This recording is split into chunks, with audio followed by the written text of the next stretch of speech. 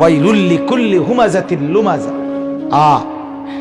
এই এক সূরা যদি বান্দা বুঝে তো তার জিন্দেগি কাঁপ ধরে যাওয়ার কথা,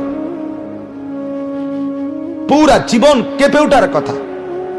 জাহান্নামের আগুনের এত ভয়ঙ্কর বর্ণনা আল্লাহ তাআলা আর কোন সূরায় দেন, এই সূরায় যেটা দিয়েছে, এই সূরায়ে হুমাযার মধ্যে আল্লাহ তাআলা বলে, নাফরমান, গীবত করেছো, পরের নিন্দা করছো,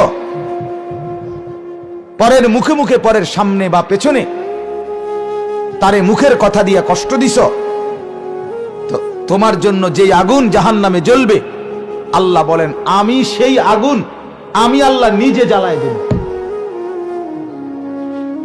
নারুল্লাহিল মুকাদা, আমি আল্লাহ আগুন জ্বালায় দেব বেটা। আল্লাহ তাআলা বলেন, আজীব কথা শুনেন, দুনিয়ার আগুন এখানে যদি লাগে, কারো গায়ে লাগে, তো একদিক থেকে পুড়তে পুড়তে আস্তে আস্তে ভিতরটা পুড়ে সবটা জ্বলে যায়। কিন্তু কিছুক্ষণ পুড়লেই, যথাযথভাবে না নিবাইলে হয়তো তে মরেই যায়।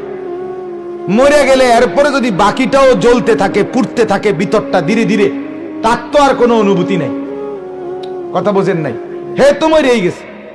এবার এটা ময়রা সারাই পুড়তে পুড়তে যদি পাউডারও হয়, একেবারে যদি ছাইও হয়ে যায়, তার তো আর অনুভূতি নাই। কিন্তু আল্লাহ তাআলা বলেন, বান্দা, এক নম্বর কথা হলো জাহান্নামের আগুন যখন একদিক দিকে জ্বলবে, ওই একই মুহূর্তে পুরা দেহের ভেতর বাহির সব একসাথে জ্বলবে। দুই, জাহান্নামের আগুন যখন উপরে লাগবে, তখন একই সাথে ভেতরের কলিজা ওইটা শুদ্ধ জ্বালায়া ফেলবে।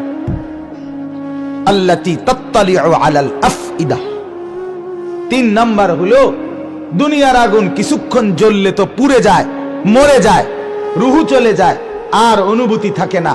আল্লাহ তাআলা কোরআনে বলেন, কোটি কোটি বছরও জাহান্নামের আগুনে জ্বলবি নাফরমান, কিন্তু একবারের জন্য, এক সেকেন্ডের জন্য মৃত্যু হবে না, মৃত্যু হবে না। লা ইউকদা আলাইহিম ফায়ামুতু, কোরআনের আয়াত। আল্লাহ তাআলা বলে মৃত্যুর কোনো ফয়সালা নাই। লা ইয়ামুতু ফিহা ওয়ালা ইয়াহইয়া, মরবেও না, বাঁচার মতো বাঁচবেও না। লক্ষ কোটি বছর যদি জাহান্নামের আগুনে জ্বলতে হয় তো মৃত্যু নাই, মৃত্যু নেই। কোরআনুল কারীমের মধ্যে আছে, নাফরমান আল্লাহকে বলবে জাহান্নামী, মাওলা আমাকে আপনি মৃত্যু দিয়ে দেন। আল্লাহ বলবেন, না, মরবা না, মৃত্যু নাই। তেরে বাপ, এই একটা সূরা যে কলিজা শুদ্ধ আমি জ্বালায় ফেলব, কলিজা শুদ্ধ।